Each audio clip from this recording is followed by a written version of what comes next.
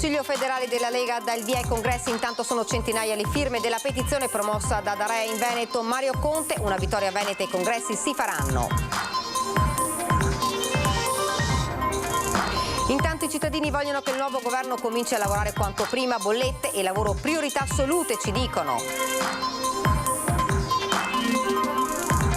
Bollette sempre più care e ristoranti in difficoltà ieri sera hanno spento la luce per cenare a lume di candela, un segnale che deve arrivare al nuovo governo.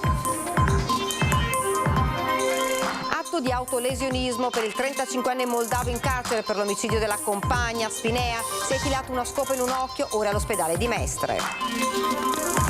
Metodo Fincantieri, richiesti 32 ore in via giudizio, il 24 novembre l'udienza preliminare, le varie accuse sono di sfruttamento di lavoratori e corruzione. Soggiogava a donne fragili facendo credere un sincero affetto in cambio di ingenti somme di denaro, 2 i casi accertati dalla polizia di Padova che ha posto agli arresti domiciliari un siriano di 39 anni. Violentati da questo progetto, la protesta di 400 persone presenti all'assemblea pubblica voluta dall'amministrazione comunale di Vicenza sulla TAV, l'ira dei comitati. Buonasera, ben ritrovati, edizione regionale dei nostri notiziari. Dunque l'avete sentito, la politica in primo piano con il dibattito all'interno della Lega, con la debacle elettorale. Il sindaco di Treviso, il leghista Mario Conte, appoggia la scelta di confermare la leadership di Salvini. È una fase troppo delicata, dice. Sullo sfondo c'è la raccolta firme avviata da diversi esponenti del Carroccio per chiedere di accelerare sui congressi.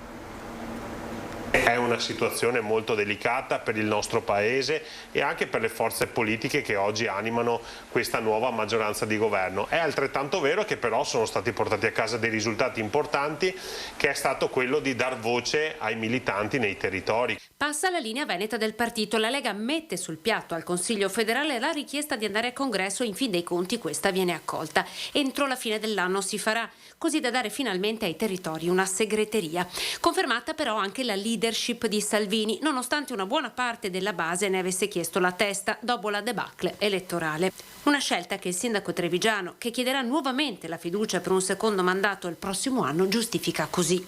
Siamo all'interno di una coalizione che ha vinto le elezioni, siamo in una fase delicata per il nostro Paese che ha necessità di avere un governo stabile e siamo nella fase di composizione del governo, quindi io credo che sia giusta la conferma e la fiducia che è stata data e ribadita al segretario Salvini. E se sullo scacchiere gli alleati potrebbero, alla luce dei numeri delle urne, voler rivendicare più sindaci, nessuno pare mettere in discussione l'appoggio alla sua ricandidatura. Insomma, Treviso non si tocca, piuttosto la partita da giocare si sposta a Vicenza. Io credo che ogni partito sia libero di fare ogni ragionamento, però ognuno parte dai propri punti di forza. Io credo che la Lega abbia nei propri sindaci un punto di forza dal quale ripartire. Per quanto riguarda Treviso, io aprirò un tavolo dove illustrerò quello che è stato fatto e dove illustrerò la mia visione di città a tutti coloro che vorranno condividere un progetto di città, mettendo al centro le esigenze dei cittadini e dimenticandoci le spartizioni di sedie e di poteri. Le sezioni comunali torneranno a contare, assicura Conte, che ritocca con fiducia la percentuale che il suo partito ha portato a casa. Partiamo per esempio a Treviso da una base del 12% che va però completamente analizzata, perché non dobbiamo spaventarci per quei numeri, e comunque a livello nazionale da una base del 9%, ma partiamo soprattutto da un esercito di sindaci che hanno mantenuta viva la credibilità nei territori. Abbiamo chiesto ai cittadini quali sono le aspettative che hanno nei confronti del governo che sta nascendo, ecco come ci hanno risposto. Secondo lei su che cosa devono lavorare subito? Purtroppo hanno lasciato i precedenti, tante cose purtroppo che non vanno. Ci sono tante cose comunque, ecco, tantissime. Bollette? Soprattutto bollette. A me è arrivata la bolletta della luce il doppio di 2 mesi fa, da 43 a 85 bollette. Adesso mi arriverà l'acqua che mi arriva generalmente 180-190 di acqua, adesso cosa che mi arriverà. Deve lavorare per aiutare innanzitutto le imprese, le medio-piccole imprese, non le grosse imprese, e quello è fondamentale.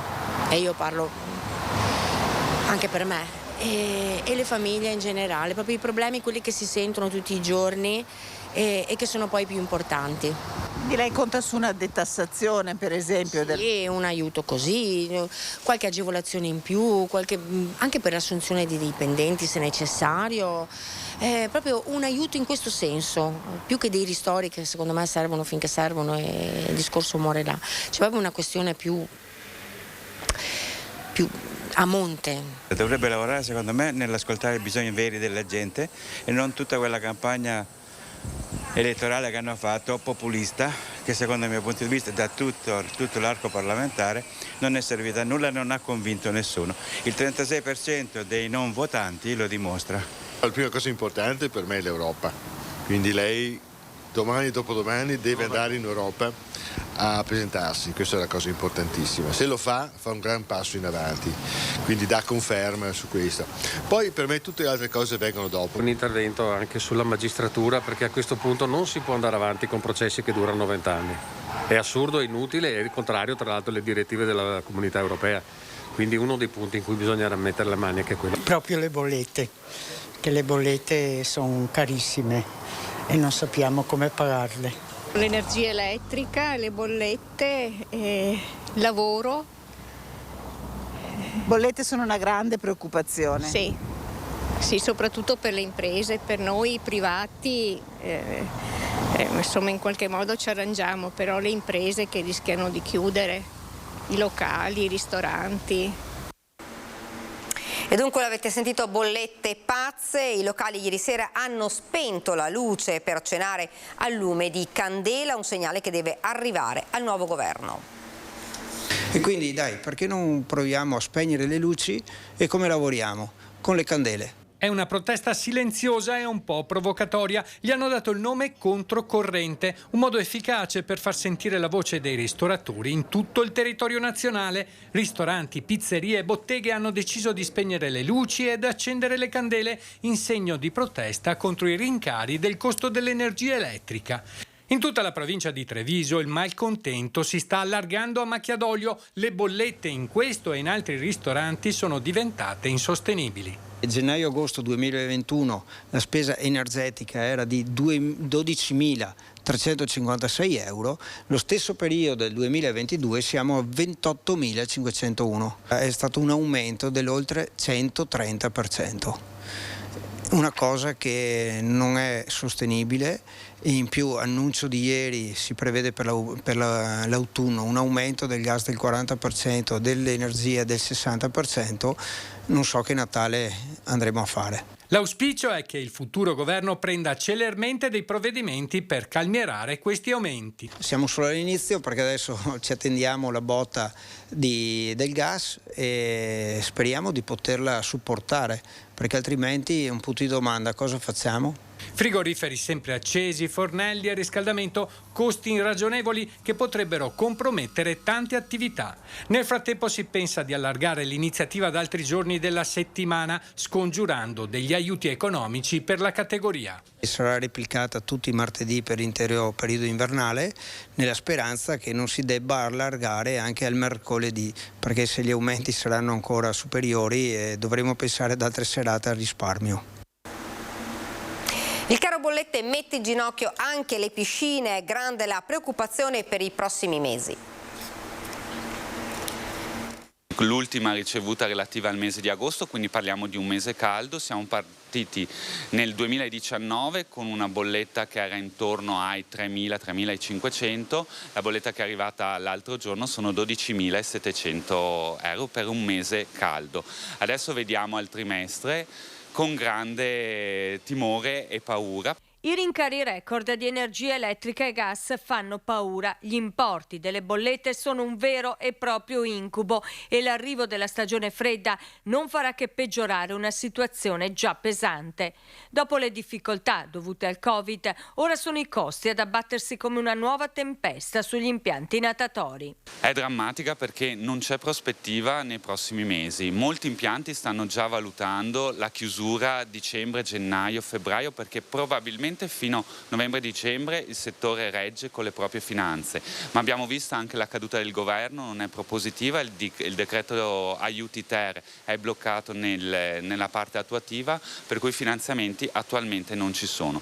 Il nuoto questa volta rischia davvero di affogare, travolto dall'ondata inarrestabile del caro bollette, e il settore chiede di agire in fretta con azioni concrete e immediate prima che sia troppo tardi. Il taglio delle bollette, devo dire che il 50% sul costo per noi è fondamentale, a pensare di parlare ancora di crediti d'imposta o altri palliativi purtroppo non è funzionale. Ed ora la cronaca. Ha provato a togliersi la vita infilandosi una scopa nell'occhio il 35enne che venerdì scorso ha accoltellato la compagna nella loro abitazione a Spinea. Alexandru Ianosi, il 35enne moldavo accusato di aver ucciso la compagna 41enne Lilia Patraniel, si sarebbe ferito gravemente in carcere infilandosi il manico di una scopa nell'occhio. Il 35enne sarebbe stato portato all'ospedale di Mestre, sottoposto a un intervento d'urgenza, poi ricoverato in rianimazione.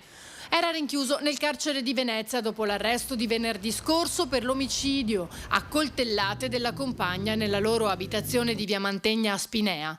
Secondo le testimonianze, l'uomo avrebbe avuto comportamenti violenti da tempo, minacciando e picchiando la donna. Alcune settimane fa lei l'aveva denunciato per poi ritirare le accuse.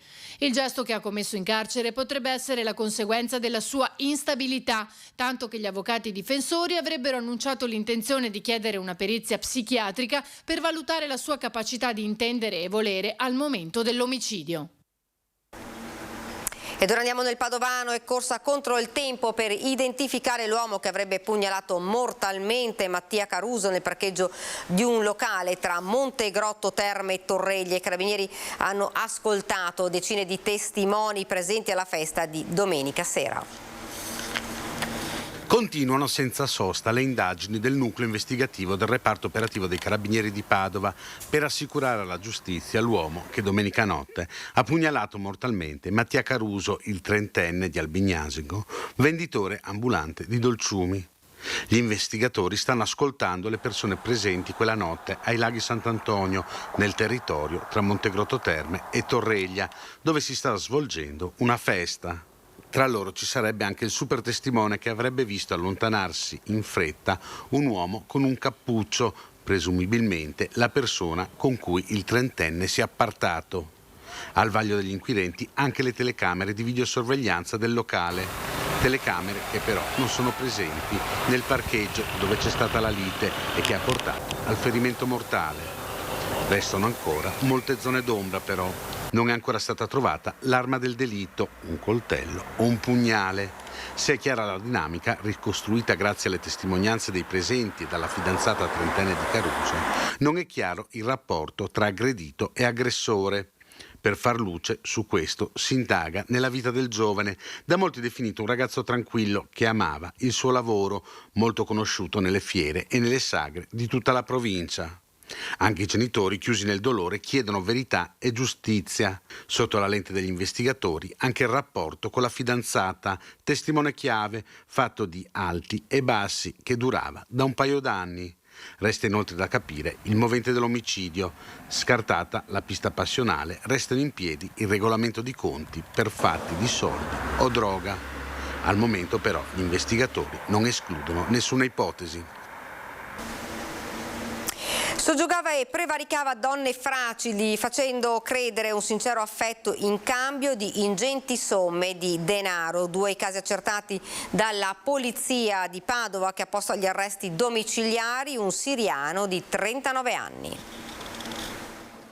Le vittime accertate sono 2 donne, una ultra sessantenne, l'altra ultra settantenne. I soldi sottratti, una cifra astronomica che supera il €500.000.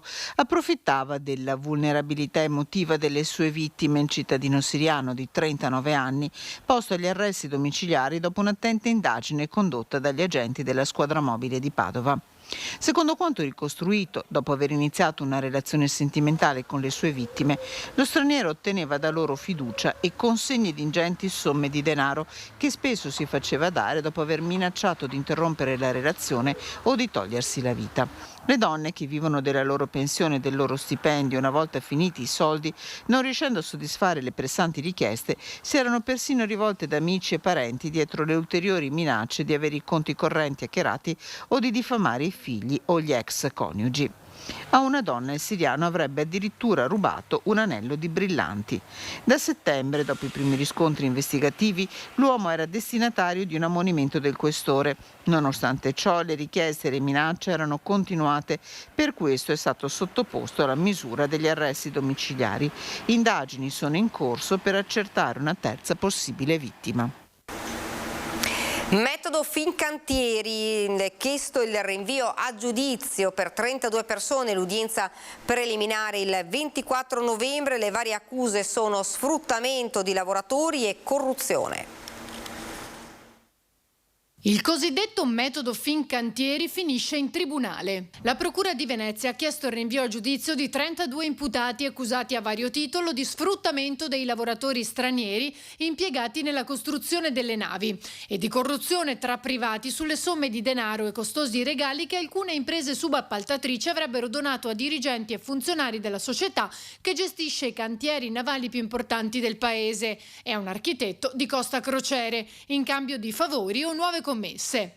L'udienza preliminare è fissata il 24 novembre. I dipendenti di Fincantieri imputati sono 15. Nei confronti del direttore dello stabilimento di Marghera è rimasta in piedi solo l'accusa di sfruttamento dei lavoratori, mentre l'iniziale ipotesi di corruzione è caduta e la procura ha chiesto per lui l'archiviazione. Di corruzione è accusato anche l'architetto Lorè di Costa Crociere. I sindacati si augurano di ottenere le risposte che attendono da tempo. Questo problema dello sfruttamento in Fincantieri è un problema che abbiamo sollevato noi ancora tanti anni fa presentando un esposto in Procura della Repubblica. Noi adesso attendiamo gli esiti di quell'esposto e quello che ne verrà fuori. Ripeto, siamo fiduciosi che la magistratura faccia il suo lavoro e ci dica cosa effettivamente è successo dentro quel cantiere, che cos'è nei dettagli, anche se non un'idea ce l'abbiamo, questo modello Fincantieri. A supporto delle ipotesi d'accusa le dichiarazioni di molti imprenditori che hanno lavorato in subappalto per Fincantieri, quasi tutti albanesi o del Bangladesh, e le confessioni dei consulenti del lavoro già implicati nel processo al clan dei Casalesi di Eraclea, che si occupavano delle buste paga. La procura fa inoltre riferimento a una serie di intercettazioni che secondo gli inquirenti dimostrerebbero l'esistenza di questo metodo Fincantieri e la piena consapevolezza da parte di dirigenti e funzionari che imponevano alle ditte subappaltatrici prezzi troppo bassi per realizzare le lavorazioni previste, impossibili da sostenere se non abbassando i compensi agli operai costretti a turni massacranti. Secondo la procura era Fincantieri a fissare il prezzo e solo apparentemente vi era un'offerta da parte di chi doveva svolgere le previste lavorazioni nelle grandi navi in costruzione. Ed ora andiamo a Vicenza. Erano quasi 400 le persone presenti ieri pomeriggio per l'assemblea pubblica voluta dall'amministrazione comunale per cercare di chiarire i dubbi al percorso TAV. L'ira dei residenti e comitati non si è fatta attendere, violentati, hanno detto, da questo progetto.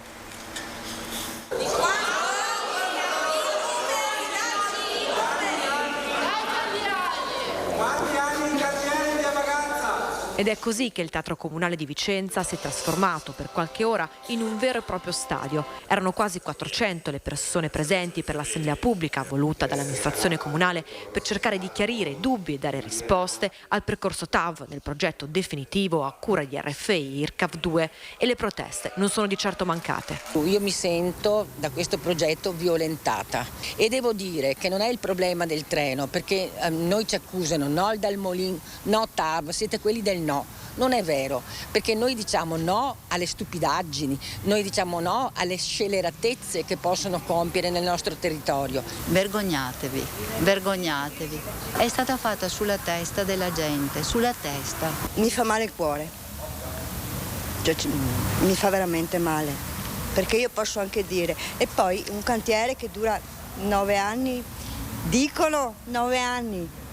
Ma se per mettere giù una tubatura del gas, già nella mia via è da marzo che sono lì per le tubature del gas o fibre ottiche, quindi parliamo di 9 anni un'opera così. Noi chiediamo che venga valutata l'opzione a demolizione zero, cioè applicare la tecnologia per la zona di Vicenza e evitare abbattimenti, devastazione, costruzione di strade inutili che andrebbero solo a portare altro smog e altro traffico in questa città già inquinata e già molto trafficata, e vogliamo semplicemente che siano ridotti gli impatti il più possibile su tutta quanta la linea e tutta quanta la progettazione.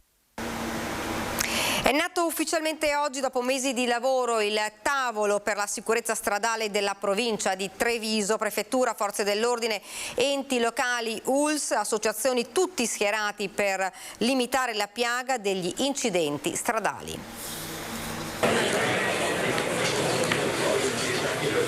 Ridurre gli incidenti stradali, diminuire i costi sociali, sanitari ed economici, educare la popolazione, soprattutto i più giovani. Gli obiettivi sono molteplici, ma il fine è soltanto uno: eliminare o quantomeno lenire la piaga dei morti e dei feriti sulle strade della Marca. Sullo sfondo l'estate più nera del recente passato, con decine di morti. Come a fine anni 90 si era intervenuti sulle infrastrutture, oggi bisogna agire in particolare sui comportamenti. Le rotatorie su tutte hanno cambiato il sistema della viabilità della provincia di Treviso.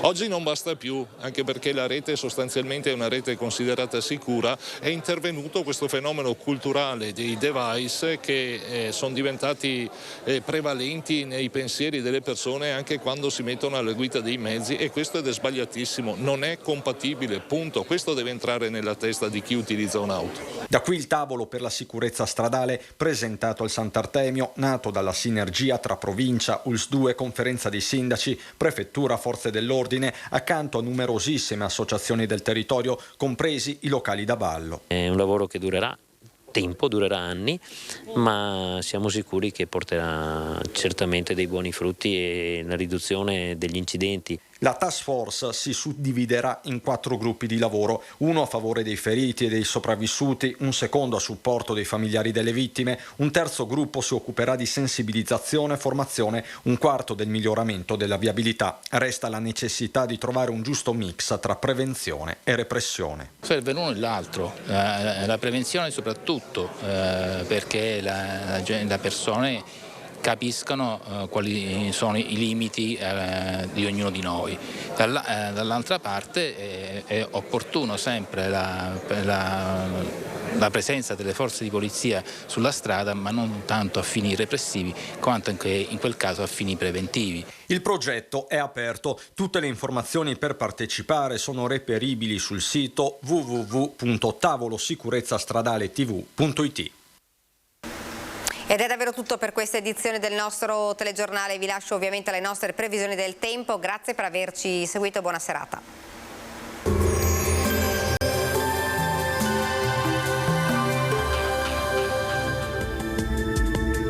Bentrovati al meteo. Nuova fase di maltempo per l'arrivo di una perturbazione molto forte nel weekend, poi migliora con il ritorno dell'alta pressione. Il dettaglio intanto di giovedì 29 settembre. Sul Veneto tempo variabile con cielo molto nuvoloso, qualche rara pioggia al mattino, ma aumento della probabilità di precipitazioni nel corso del pomeriggio, dove avremo fenomeni anche intensi. Temperature in lieve calo, minime tra 10 e 14 gradi, massime invece comprese tra i 17 e i 21 gradi all'incirca. Spostiamoci ora sul Friuli Venezia Giulia, anche qui avremo rovesci sparsi e intermittenti inizialmente. Dal pomeriggio sera peggioramento con piogge via via più estese e abbondanti. Temperature minime sui 13-16 gradi, massime sui 18-20 gradi. Infine diamo uno sguardo alla situazione del Trentino Alto Adige. Nubi basse in parziale dissolvimento in mattinata, col passare delle ore nuvolosità in aumento con precipitazioni diffuse. Temperature minime intorno ai 9-11 gradi, massime sui 21 all'incirca. Dal meteo di Antena 3 per ora è tutto, arrivederci al prossimo aggiornamento.